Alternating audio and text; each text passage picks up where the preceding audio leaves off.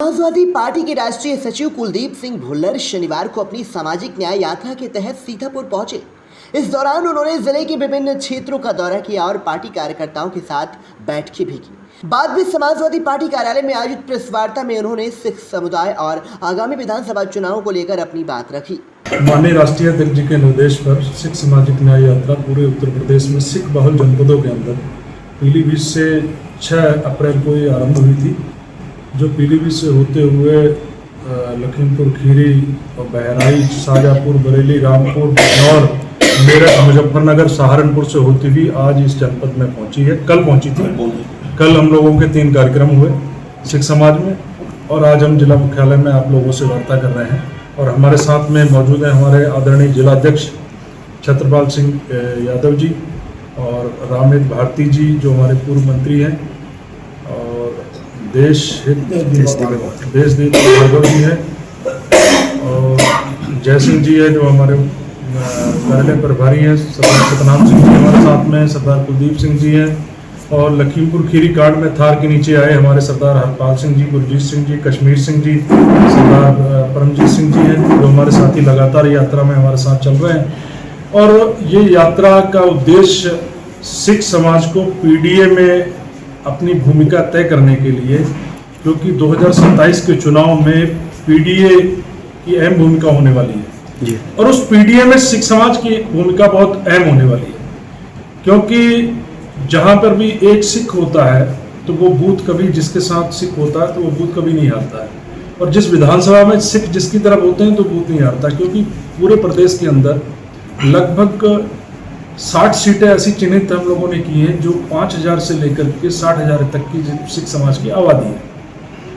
और सिख समाज अभी तक, सिख समाज ने राजनीतिक रूप से किसी भी पार्टी के साथ इतना मजबूती के साथ नहीं खड़ा हुआ था जितना आज समाजवादी पार्टी के साथ खड़ा है।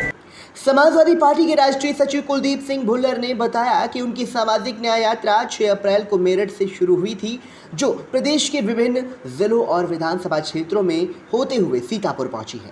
उन्होंने कहा कि यात्रा का उद्देश्य समाजवादी पार्टी की नीतियों और सामाजिक न्याय के संदेश को जन जन तक पहुंचाना है। सिख समुदाय पहले भी समाजवादी पार्टी के साथ मजबूती के साथ खड़ा था और आज भी उसी तरह पार्टी के साथ खड़ा है। वर्ष 2027 के विधानसभा चुनाव में भी सिख समाज अपनी महत्वपूर्ण भूमिका निभाएगा, क्योंकि पहले भी हालांकि 90% वोटें दिए समाजवादी पार्टी को, लेकिन केवल वोट देने तक सीमित था। लेकिन अब सिख समाज पूरी भूमिका निभाएगा। पूरे प्रदेश में जिस तरीके से माहौल बना हुआ है, 10 साल की भारतीय जनता पार्टी की सरकार ने एक भी काम ऐसा नहीं किया जिससे सिख समाज को कह सके कि इस काम के बदौलत वोट पान सके। केवल उन्होंने हमारे धार्मिक गुरुओं के धार्मिक कार्यक्रम करवा करके समाज से समाज को लड़ाने का इन लोगों ने काम किया था। गुरु तेग बहादुर साहब जी के शहादत का दिन इन्होंने मनाया और उस दिन इन्होंने दूसरे समाज के लोगों, दूसरे धर्म के लोगों को गाली देने का काम किया, लेकिन ये लोग कामयाब नहीं हो पाए। इन लोगों ने करोड़ों रुपए खर्च किए कि हम लोग हिंदू वर्सेस सिख वर्सेस मुस्लिम कर दें, लेकिन वो नहीं हो पाया, नहीं चली, क्योंकि हमारे सिख समाज के लोग इतिहास जानते हैं कि क्योंकि एक किसी व्यक्ति के लिए या एक क्रूर शासक के लिए पूरे उसके समाज को या पूरे उसके धर्म को हम गाली नहीं दे सकते हैं, उसको जिम्मेदार नहीं ठहरा सकते हैं।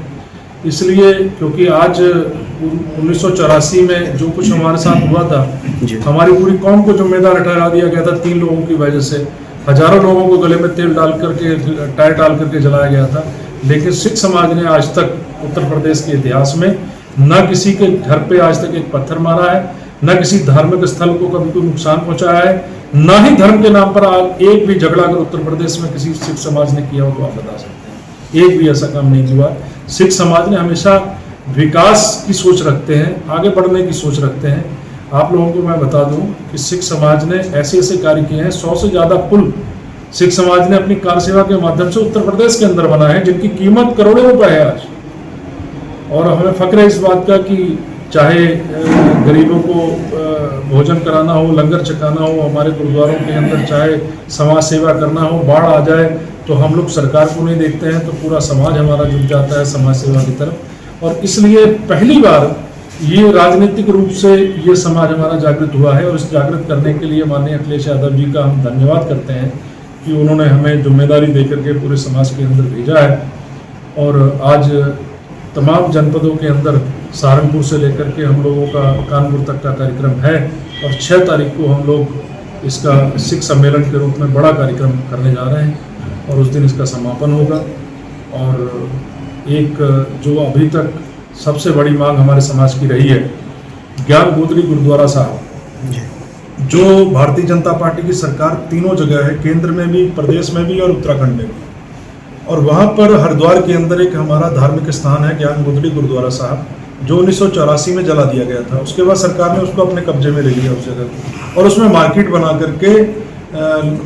करके लोगों को किराए पे देने का काम किया। और हम लोग लगातार संघर्ष कर रहे हैं, वहाँ पे मांग कर रहे हैं और सरकार हमें वो जगह नहीं सौंप रही है।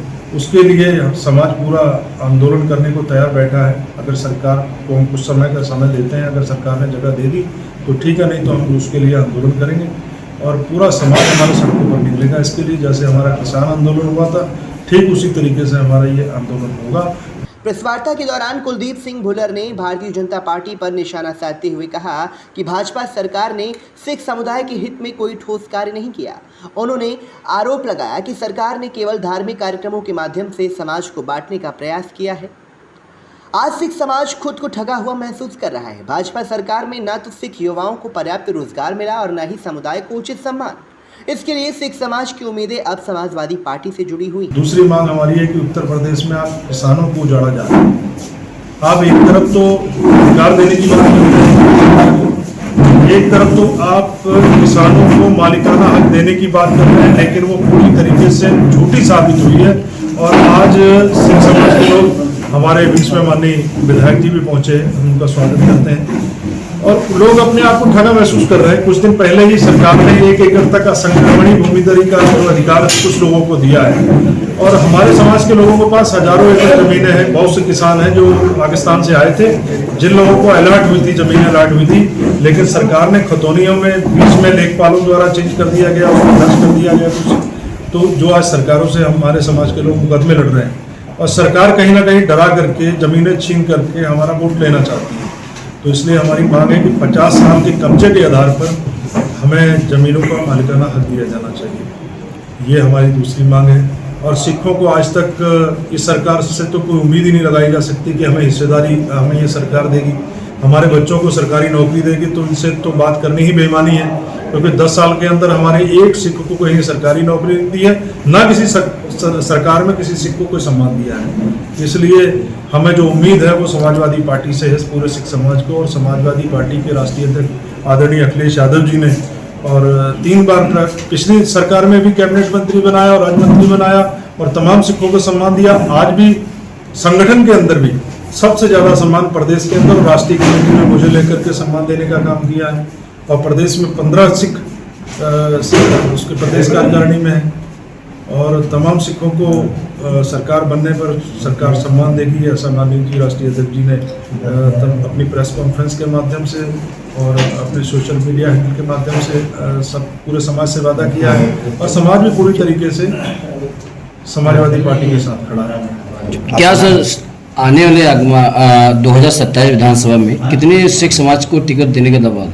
देखिए, कम से कम 5 टिकट जो है सिख समाज को मिलेंगे। पिछली दफ़ा जितनी डिमांड थी, पिछली दफ़ा जितनी डिमांड की थी उतने टिकट समाजवादी पार्टी के राष्ट्रीय अध्यक्ष आदरणीय अखिलेश यादव जी ने दी थी। 3 टिकट पिछली बार देने का काम किया था। भारतीय जनता पार्टी ने 1 टिकट दिया था, समाजवादी पार्टी ने 3 टिकट दिए थे। और इस बार भी समाजवादी पार्टी टिकट जहाँ से भी सिख समाज के लोग लड़ना चाहेंगे वहाँ से सर्वे करवा करके सर्वे के आधार पर टिकट देने का काम। सिख समाज को लेकर क्या कहेंगे अपील? क्या सिख समाज बहुत जागरूक है और हमेशा ही अपने हकों के लिए और सिद्धांतों पे लड़ता रहा है, क्योंकि हमारे जो गुरुओं के दिए हुए सिद्धांत हैं और जिस सिद्धांतों पे पार्टी की विचारधारा मेल खाती है, सिख हमेशा उसके साथ जाते हैं। क्योंकि समाजवादी पार्टी की विचारधारा मूल रूप से सिख समाज की मूल विचारधारा मूल रूप से हमारे गुरुओं के दिए हुए जो सिद्धांत है उससे मेल खाती है। इसलिए सिख समाज को पूरी मजबूती के साथ पहले भी जिस तरीके से खड़ा था और आज भी, क्योंकि नेताजी ने जो काम सिख समाज के लिए करके दिखाया वो दुनिया के अंदर एक मिसाल है। क्योंकि टाडा को हटा करके 14,000 सिखों को जेलों से रिहा कराना कोई छोटी बात नहीं थी। क्योंकि पूरे पंजाब के अंदर और स्टेटों के अंदर भी आज भी यूएपीए लागू है जो टाटा एक्ट की तरह है, लेकिन उत्तर प्रदेश में माननीय मुलायम सिंह यादव जी ने, श्रद्धेय नेताजी ने ये टाटा एक्ट हटा करके सबसे बड़ा काम करने का काम किया था, सिखों को सबसे बड़ी राहत दी थी और सिखों को एमएलसी बनाया था। उस वक्त जब भारतीय जनता पार्टी की सरकार थी, सिखों को जेलों के अंदर बंद किया जा रहा था और सैकड़ों सिखों का इनकाउंटर हो रहा था, उस वक्त अगर किसी ने सम्मान दिया तो वो थे नेताजी श्रद्धेय माननीय मुलायम सिंह यादव जी, जिन्होंने सम्मान देने का काम किया था।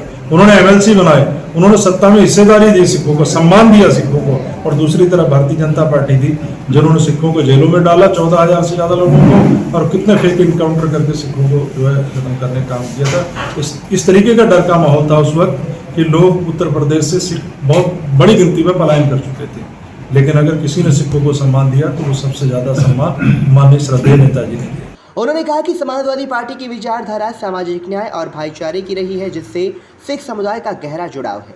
प्रेस वार्ता में समाजवादी पार्टी के जिलाध्यक्ष छत्रपाल सिंह यादव, लहरपुर विधायक अनिल वर्मा, पूर्व मंत्री रामहित भारती, डॉक्टर देश दीपक भार्गव, जय सिंह यादव, सतनाम सिंह सरदार, हरपाल सिंह, गुरजीत सिंह कोरिया, किसान नेता कईगीर सिंह, परमजीत सिंह, जयपाल त्यागी एडवोकेट, अशोक कुमार एडवोकेट सहित बड़ी संख्या में सपा कार्यकर्ता मौजूद रहे। Bureau report, VTV news.